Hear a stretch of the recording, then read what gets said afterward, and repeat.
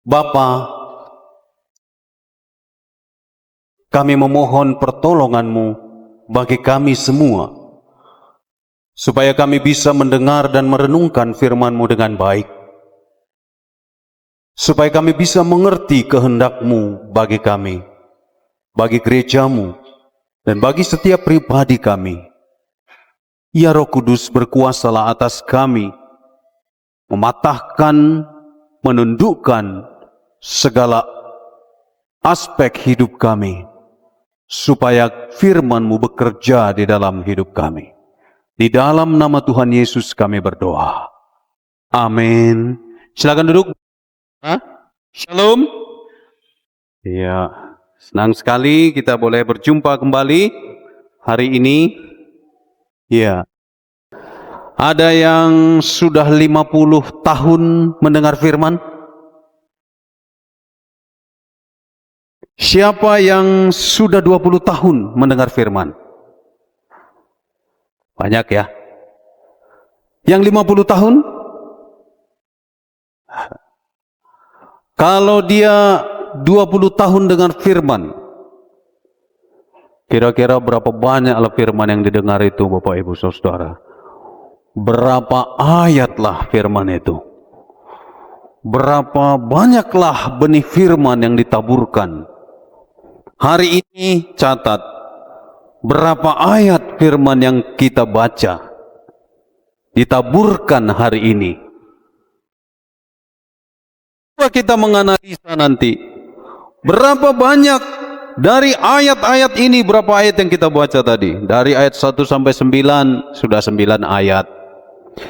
Dari ayat 18 sampai 23, berapa ayat tuh? Towa, Gapat, 6 ayat.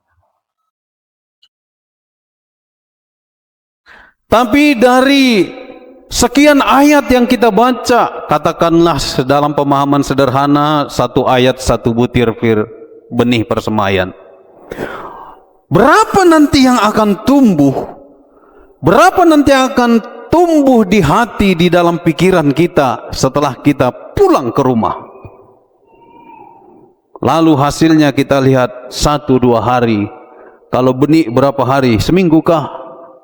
Mulai berkecambah, muncul, lalu semakin besar. Sudah semakin besar, lalu dia berbuah. Lalu masa panen, ada yang 100 kali lipat, ada yang 60 kali lipat, ada yang 30 kali lipat dari satu.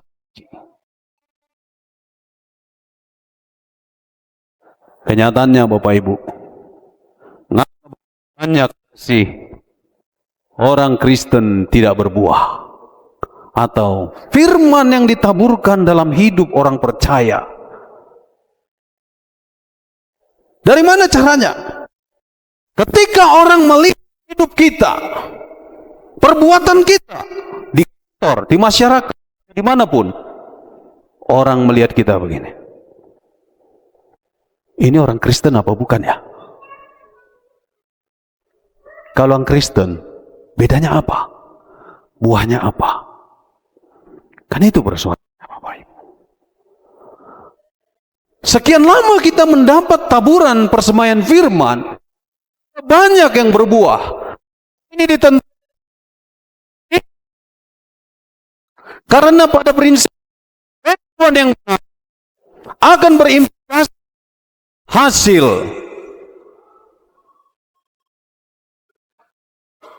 Seberapa banyak, mana respon kita mendengar firman, itu yang disebut persemaian itu, Bapak Ibu Saudara-saudara. Lalu itu akan menentukan hasilnya. Apa hasilnya? Firman itu bertumbuh dalam diri kita, diri saya. Oke, saya katakan, berapa banyak yang sudah saya khotbahkan firman, lalu seberapa banyak bertumbuh dalam diri saya. Tidak cukup hanya di situ. Implikasinya adalah seberapa banyak buah yang saya hasilkan dalam hidup saya. Saya hanya mengkhotbahkan. Bagaimanakah respon yang sebenar, Bapak Ibu? Semua kita di sini, berapa jiwa dengar firman? Respons kita berbeda barangkali. Ada yang memberi respon positif, ada yang setengah hati, ada yang masih memikirkan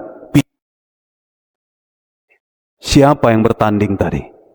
Mudah-mudahan tidak ada yang kalah bertaruh hingga terganggu konsentrasi. Tetapi respons itu akan tampak secara kasat mata dari konsentrasi kita mendengar firman hari ini. Itu salah satu faktor respons yang benar. Salah satu. Walaupun masih belum tentu juga. Setelah kaki kita melangkah di pintu gereja, kita akan berhadapan. Ibu tahu, ada orang bertengkar. Ternyata mereka baru gereja. Suami istri yang bertengkar, padahal mereka mau ke gereja. Ya mungkin sedikit masih mending dibandingkan bertengkar setelah keluar dari gereja. Lalu di mana benih firman yang bertumbuh? Maka bagaimana respons kita? Ada respons yang benar, ada respons yang kurang benar tentunya. Nanti akan melihat Bapak Ibu Saudara. Tapi respons bagaimanakah respons yang benar itu? Pertama, paling tidak kita akan berusaha memahami firman Tuhan itu. Seperti kata dalam ayat 18 tadi. Mendengarkan firman Tuhan. Itu respons yang positif. Itu respons yang diinginkan Tuhan. Dalam bahasa Inggris ada dua kata mendengar. Satu mendengar, satu lagi listening. Listen. Mendengar dengan tanpa sengaja, sekedar mendengar. Itu. Tetapi mendengar yang diminta adalah mendengar dengan seksama. Betul-betul memikirkan firman tadi.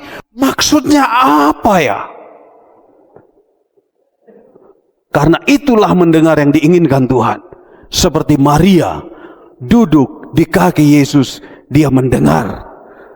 Mendengarkan.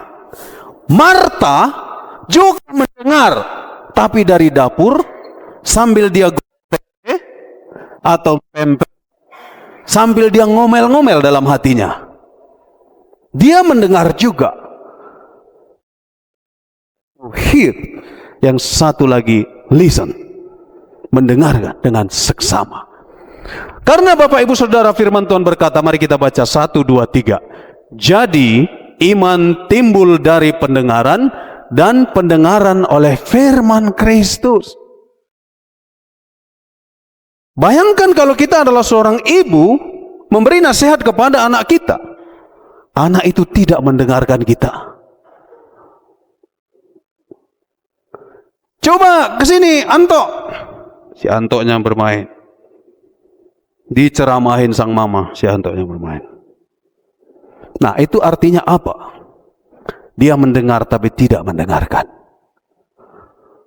Atau jikalau kita seorang pimpinan di satu perusahaan, kita memberi instruksi, tapi anak buah kita atau karyawan kita sibuk dengan urusannya, ya, maka pesan tidak akan sampai, maka tujuan tidak akan tercapai. Bapak Ibu Saudara, firman timbul dari pendengaran. Pendengaran akan oleh firman Kristus. Dengarkanlah firman. Yang kedua, bagaimana firman bertumbuh dalam hidup kita?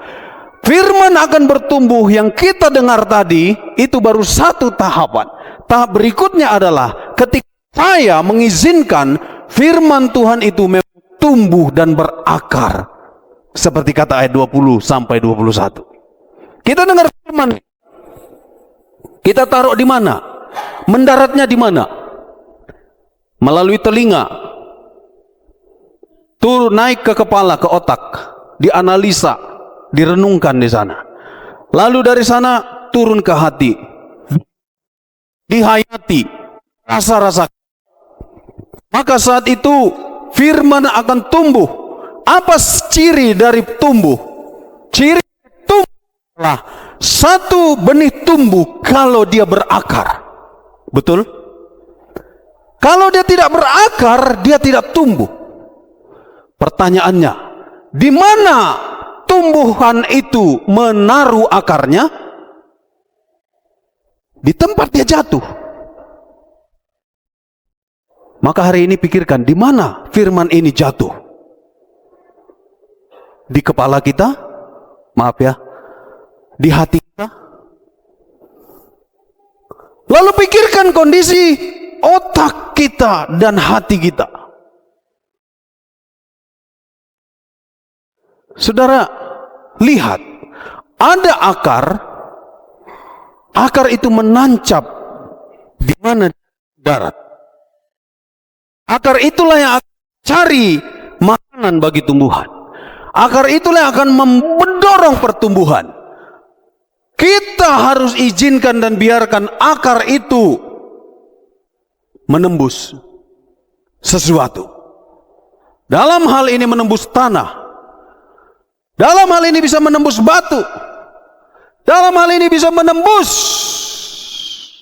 tanah keras, pasir.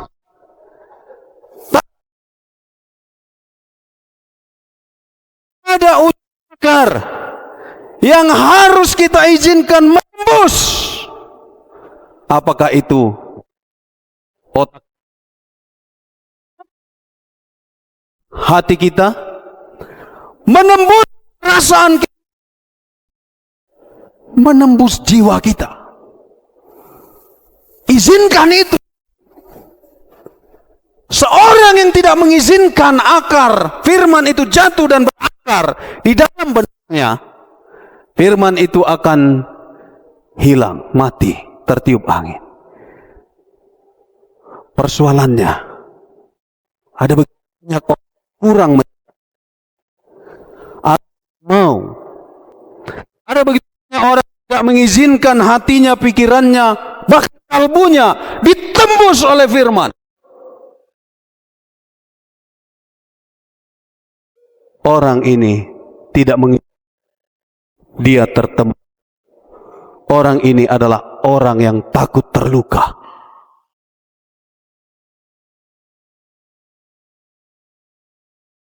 Ini, dan saya memikirkan dalam diri saya.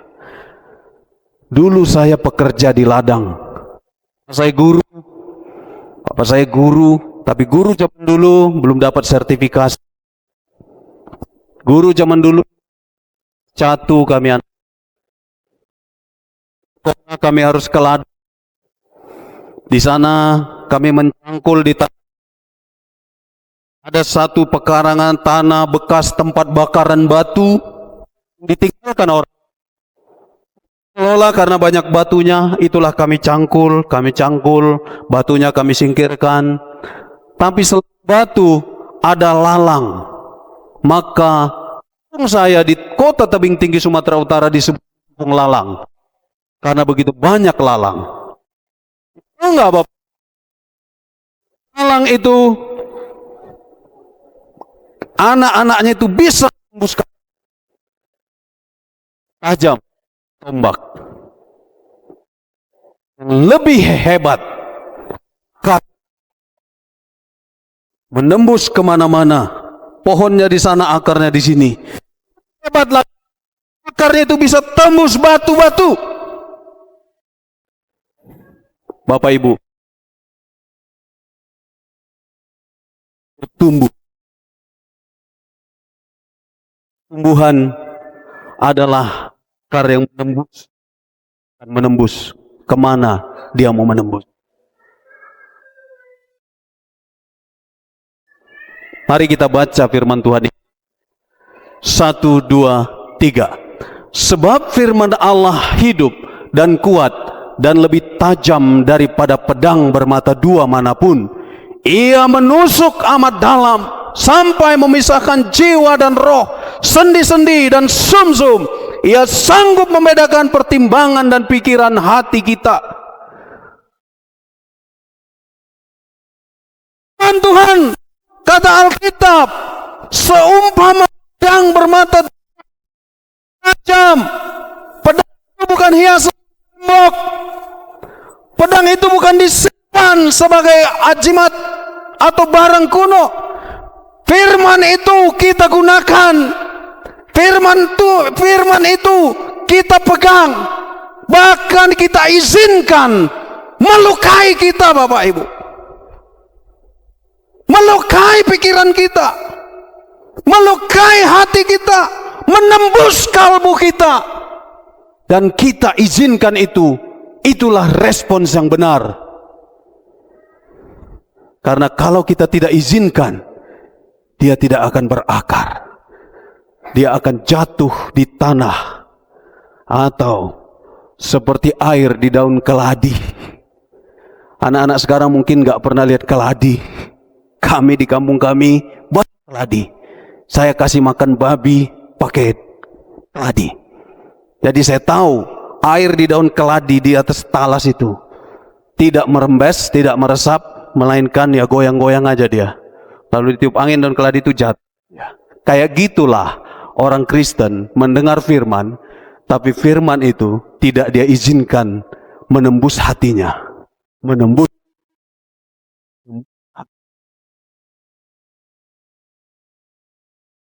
Ini konsep yang benar. Maka Bapak Ibu, ketika Bapak Ibu tersinggung mendengar firman, sebenarnya itulah sejatinya.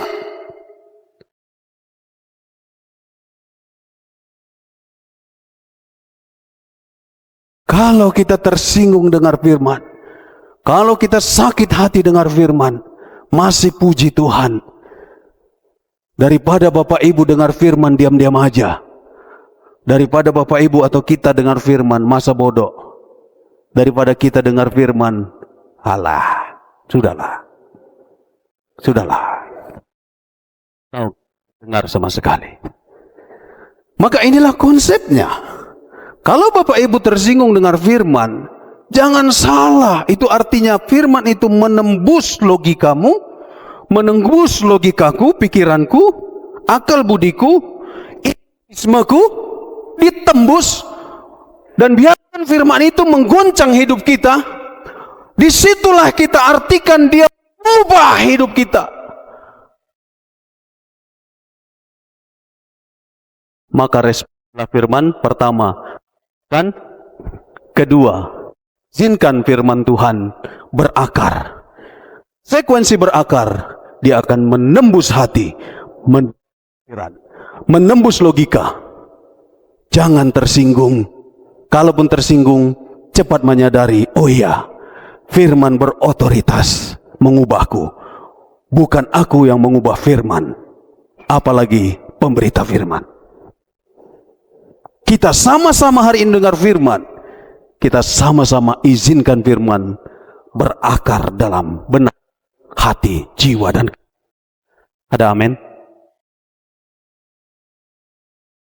Pedang. Ayat ini bukan akhir tanpa arti, Bapak Ibu.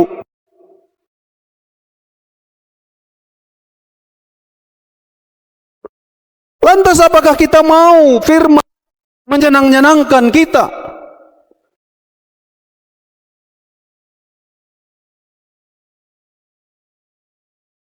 Di mana yang salah? Kalau saudara mau cari firman yang saudara setuju, itu artinya saudara tidak menginginkan firman menancapkan akarnya, tapi saudara ada firman yang tertancap, lalu saudara cabut dan buang. Saudara cari benih yang lain. Saudara nggak mau tertancap, nggak mau dilukai, nggak mau ditembus, nggak mau tertusuk. Lalu saudara kasih tameng. Maka sampai kapanpun firman itu tidak berakar, tidak ada buah. Yang ketiga, respons kita mendengar firman. Respons kita supaya benih firman tumbuh. Maka yang ketiga, bersihkanlah hati, pikir dari semak belukar kehidupan. Mari kita lihat ayat 22. Yang ditaburkan, kita baca sama-sama 1, 2, 3. Yang ditaburkan di tengah semak duri artinya orang mendengar firman itu, lalu kekhawatiran dunia ini dan tipu daya kekayaan menghimpit firman itu sehingga tidak berbuah. Kenapa ada banyak orang sekian lama Kristen, sekian lama, tapi firman tidak berbuah? Karena firman tidak bertumbuh. Kenapa tidak bertumbuh? Baik, satu, dua, karena tidak mengizinkan hati menerima tusukan akar firman Tuhan. Ketiga, karena tidak dibersihkan hatinya oleh racun, oleh semak belukar dunia ini. Apa semak belukar dunia ini? Nafsu, kekhawatiran. Dalam pembacaan epistel tadi, hawa nafsu kedagingan menghimpit firman. Pulang dari hari ini kita dengar firman, pulang dari gerbang gereja, kita sudah, atau pikiran kita dipenuhi dengan hawa nafsu, lalu firman yang kita dengar barusan dihimpitlah itu, dijadikan ayam penyet, jadi bisa dimakan ayam penyet, penyetin, nggak berguna, mati. Kita datang lagi, begitu lagi, minggu depan datang lagi, kita tidak berbuah. Maka saudara, kita sama, saya juga demikian. Yuk kita bersihkan hati, pikiran, bersihkan semak belukar dalam hidup kita. Jangan biarkan di semak belukar kekhawatiran, apapun bisa di semak belukar. Saya dulu berjalan-jalan melihat kambing kami, oh ada semak belukar, saya masih siul, oh di situ bergulat-gulat di dekat kaki. Di semak belukar bisa terjadi apapun. Saudara-saudara, bersihkan. Karena kalau tidak dibersihkan, kita nggak akan bertumbuh. Maka kita duduk di gereja ini dalam konteks pembersihan hati, pembersihan kekhawatiran, dosa, hawa nafsu. Siapa kita yang nggak punya hawa nafsu? Dan yang ketiga, kalau kita mau respon yang benar akan dengan izinkan dia menembus relung hati, relung jiwa, relung pikiran kita, berakar, meskipun dilukai, tadi proses berakar. Ketiga, apa Bapak Ibu? Saya ulangi, bersihkan hati pikiran dari semak belukar, kekhawatiran, hawa nafsu. Dan yang keempat, tidak mudah menyalahkan pihak lain. Tidak mudah menyalahkan keadaan. Tidak mudah menyalahkan Tuhan. Karena kita ini, Bapak Ibu Saudara sekalian, ada benih yang jatuh di pinggir jalan, bukan? Ada benih yang jatuh di atas batu, di tanah berbatu. Ada benih yang jatuh di semak belukar. Secara sederhana, ada orang akan berpikir yang salah adalah penabur benih. Penabur menentukan di pinggir jalan, itu yang salah penabur benihnya. Maka jangan harapkan benih tumbuh kalau engkau jatuhkan di pinggir jalan. Ada juga penabur benih yang menjatuhkan di tanah berbatu, tumbuh sebentar, maka orang menyalahkan penabur benihnya. Telah diluk, jatuhkan tanah berbatu. Maka ada juga orang menyalahkan penabur benihnya. Kenapa kau jatuhkan benih di semak belukar? Kalau penabur benih yang benar dong, yang waras dong, ada bisa diharapkan hasil. Kalau kita menanam di pinggir jalan, di tanah keras, di tanah cari subur, lalu taruh benih di sana. Timbulannya yang salah dan tidak berhikmat ada penabur benihnya. bukan salahku. Kalau aku nggak bertumbuh, bukan salahku. Salah pendeta yang khotbahnya nggak benar. Salah gereja. Kalau aku ini yang salah keadaan. Kenapa aku diciptakan seperti ini? Bahkan ada orang yang berkata, yang salah engkau Tuhan.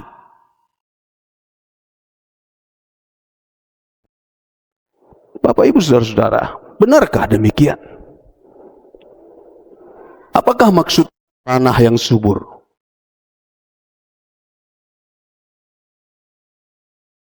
Apakah kita menyalahkan keadaan? Kalau kita nggak bertumbuh, kalau hidup kita kalau kita nggak diberkati, apakah kita mencari kesalahan orang lain, keadaan, akan Tuhan? Layakkah Bapak Ibu? Apakah maksudnya tanah Tuhan memang menyiapkan subur, hati yang subur? Kita baca ayat 23 sekali lagi. 1, 2, 3. Yang ditaburkan di tanah yang baik, artinya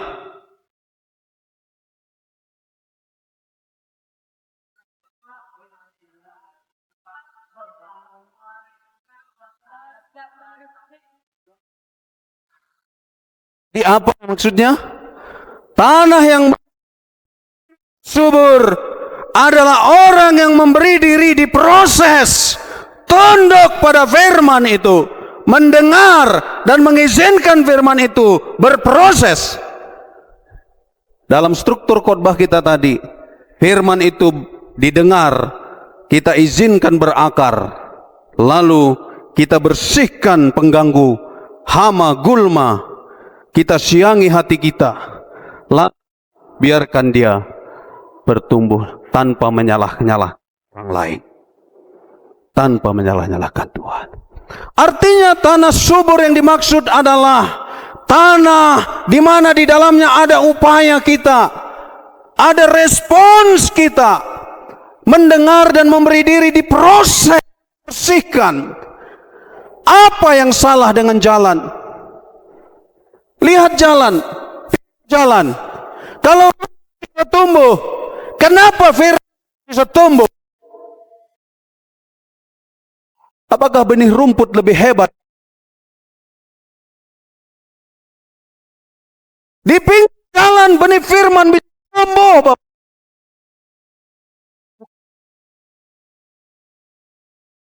Paulus bertobat di pinggir jalan.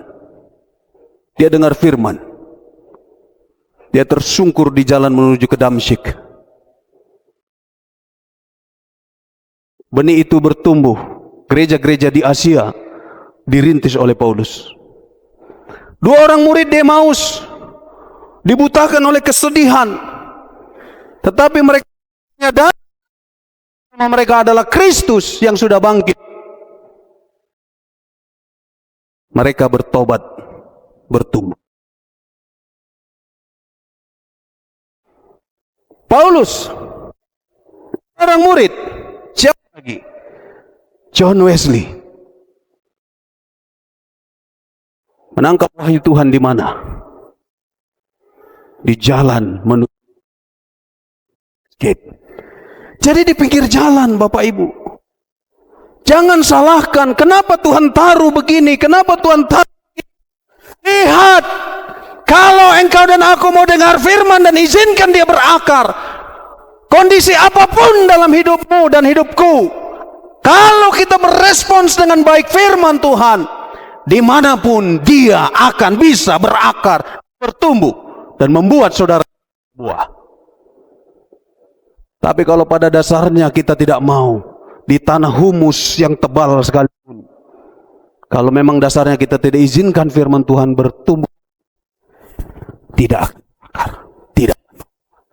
Bangsa Israel mendapat firman 20 hukum Taurat, 10 hukum Taurat di mana? di jalan dari Mesir ke padang gurun, dari padang gurun ke maka dikoki firman Tuhan. Ada yang tapi ada yang Yosua dan Kaleb bertumbuh, memberi hati tanah yang subur. Apa yang salah dengan tanah berbatu? Apakah kita menyalahkan engkau sendiri? Tuhan membuat keadaanku begini. Tanggaku, pasangan hidupku memang membatu. Hidupku bagaikan batu keras, tidak bisa ditembus firman. Siapa bilang? Tembok pun bisa ditembus firman, asal kita merespon dengan baik. Tapi hati manusia bisa dari tembok, bahkan dari baja, ketika dia tidak mengizinkan firman Tuhan menembus hatinya. Bapak Ibu, firman Tuhan, apa yang salah dengan batu simbol landasan iman? Yesus berkata, di atas batu karang inilah kudirikan gerejaku, eklesiaku. Pemusik, kunci G. Kunci G. Cet. Oh siap. Saudara, saya mau kasih tahu sebuah lagu yang sering dinyanyikan pada peristiwa kematian. Padahal harusnya lagu ini lagu tentang kehidupan. Berbahaya pun ku mau rebah. Tolong.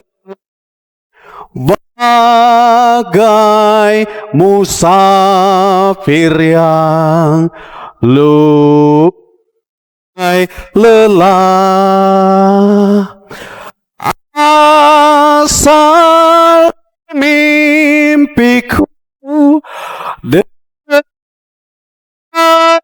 padamu, makin dekat Tuhan kepadamu. Tahu lagu itu diambil dari mana? Lagu itu diambil atau mengisahkan tentang seorang pria yang sedang berada di dalam kehancuran. Dia ditolak oleh keluarganya, dia mau dibunuh oleh kakaknya sendiri, dia terusir dari keluarganya. Mungkin ada salah karena dia menipu, dia lari. Lalu dalam kesendirian, tidak ada apa-apa, dia tidur malam hari, tidak ada bantal empuk, dia taruh kepalanya di atas batu.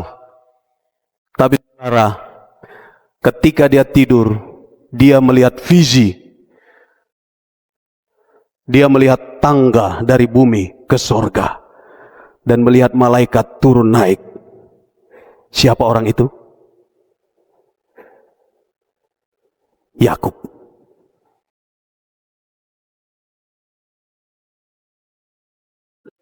Tiba di padang belantara, tidur berbantal batu. Lalu dinyanyikanlah, berbatu pun ku mau rebah, bagai musafir yang lunglai lelah. Yakub tidak berada di dalam gereja, saudara. Yakub tidak berada di gereja dengan musik, fasilitas AC pendingin, kursi yang empuk diduduki, pengkhotbah yang hebat, fasilitas gereja yang hebat. Berdosa, duduk dalam kesendirian, dalam ketakutan, kecemasan teramat sangat. Tapi dia mendengar wahyu Tuhan. Taruh kepalanya di atas batu, Dan pada dasarnya karena dia adalah umat Tuhan, mewarisi janji Tuhan, dia bermimpi mimpi yang paling indah, melihat sorga. Bapak Ibu, Bapak Ibu punya kasur, punya bantal yang mahal. Seberapa sering kita mimpi tentang sorga? Ada banyak orang, jangankan mimpi, tidur aja susah. Penuh kecemasan, penuh kekhawatiran, penuh keresahan. Dari hal-hal yang besar sampai hal-hal yang kecil, semua dicemaskan. Susah tidur. Apalagi melihat wahyu Tuhan, apalagi melihat firman bertumbuh, apalagi hidup yang diberkati, hidup yang berlipat dan menghasilkan berkat. Kenapa? Tidur empuk, kasur empuk, bantal empuk, tapi tanpa wahyu Tuhan, maka bukan persoalan batu atau tidak. Hati kita mungkin yang keras membatu. Batin kita yang membuat firman tidak buah. Apa yang salah dengan semak belukar? Apakah kita salahkan kenapa Tuhan semai benih? Tidak dibabat dulu rumputnya, semaknya. Apa yang salah? Ingat Bapak Ibu, suatu ketika ada penggembala menggembala. Dia adalah narapidana, orang yang dicari, buronan kerajaan. Tapi orang ini mau dipakai Tuhan.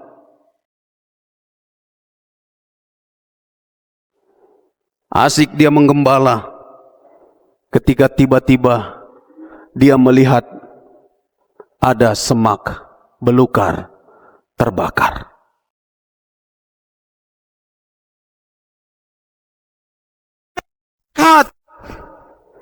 Lalu dari semak belukar yang terbakar itu terdengarlah suara, lepaskan kasutmu, tempat yang engkau injak itu adalah kudus. Dia buka kasutnya, lalu dari sana dia mendengar firman. Dari mana? Dari tengah-tengah belukar. Jadi bukan di mana benih itu jatuh, bukan dalam situasi bagaimana saudara dan saya dengar dan merenungkan firman. Bukan persoalan keadaan, bukan persoalan Tuhan, bukan persoalan bukan persoalan gereja. Itu hal-hal yang sekian, bahkan kecil. Faktor utama yang membuat saudara mengalami pertumbuhan, firman bertumbuh berakar adalah aspek-aspek tadi. Dan bukan keadaan, bukan Tuhan. Karena di pinggir jalan ada banyak orang bertobat. John Wesley, pendiri gereja Metodis, bertobat di jalan, bukan di gereja. Yakub menangkap firman Tuhan ketika kepalanya berlandaskan batu. Musa mendengar wahyu panggilan ketika semak belukar terbakar. Ada di sana, saudara, artinya apa? Dimanapun dan kapanpun, tanpa memandang keadaan, kalau pada dasarnya kita rindu firman, mengizinkan firman bekerja dalam diri kita, saudara akan bertumbuh dan membiarkan firman itu berproses dalam benak, dalam hati, dalam kalbu, dalam jiwa kita. Firman akan bertumbuh dan berbuah. Buahnya nyata. 100 kali lipat, 60 kali lipat, 30 kali lipat. Tepuk tangan bagi Tuhan.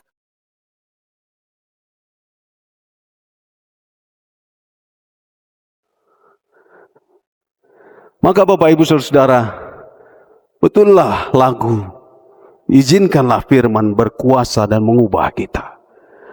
Habis dari sini saya yakin saudara nggak akan berkata, aku tersinggung dengan pendeta itu. Khotbahnya tendensi nyerang gua nih. Padahal saya kenal aja tidak gitu loh. Saya tersinggung dengan dia, jangan undang lagi. Saya mau itu loh, khotbah Pak Gilbert aja, kita segar, kita ketawa, kita riak. Ya udah, kalau gitu kita undang aja Mongol. Sorry ya, saya sebut nama. Karena ada banyak orang senang dengar khotbah, ada lelucon, ada hibur dan segar.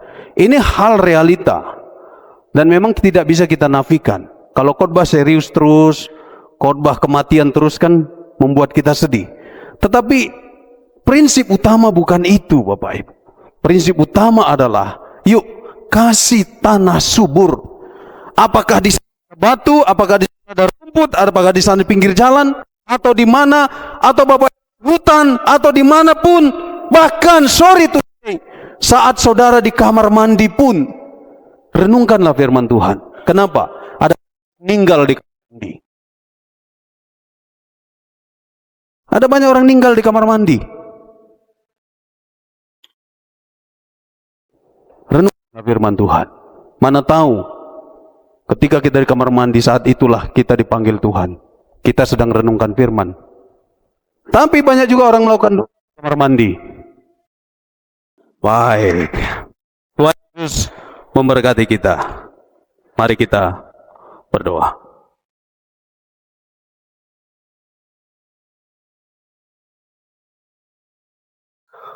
Bapa Surgawi, Tuhan Yesus Kristus, Sang Firman yang hidup,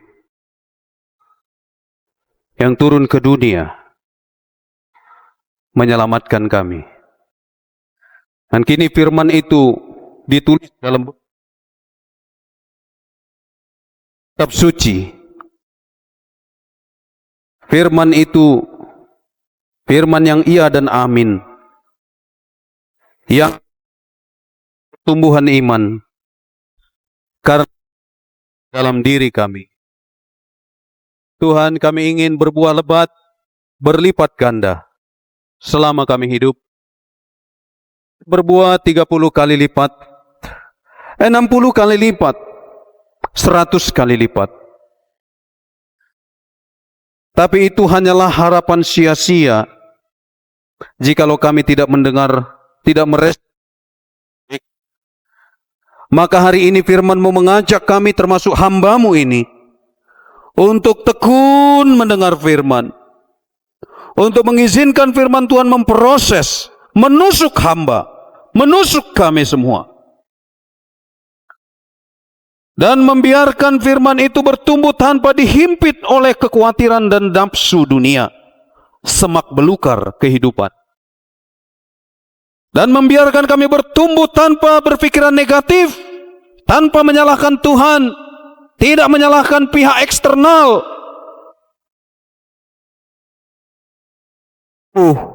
Bertumbuh. Maka kuatkanlah kami, supaya kami sungguh-sungguh berpegang pada hari ini. Berbuahlah kami. Bahkan hari ini saudara-saudara kami menyerahkan mereka majelis untuk dilantik sebagai majelis. Mereka bukanlah orang-orang sempurna, seperti mereka juga melakukan Tuhan, tapi kami, dan hari ini mereka akan kami serahkan di altar-Mu dalam ketaksempurnaan. Izinkanlah proses ini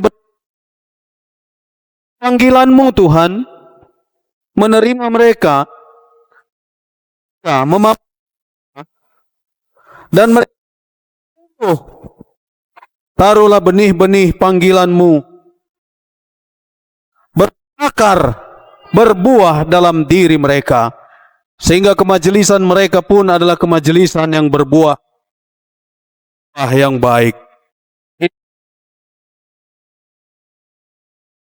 Kan hidup kami ke dalam tangan-Mu. Di dalam nama Tuhan Yesus kami berdoa. Amin.